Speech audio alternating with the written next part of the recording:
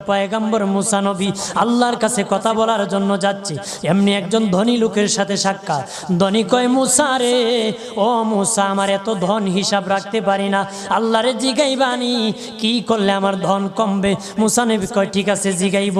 একজন বৃদ্ধার সাথে একজন মহিলার সাথে দেখা। মহিলা কয়, মুসা কই যাও,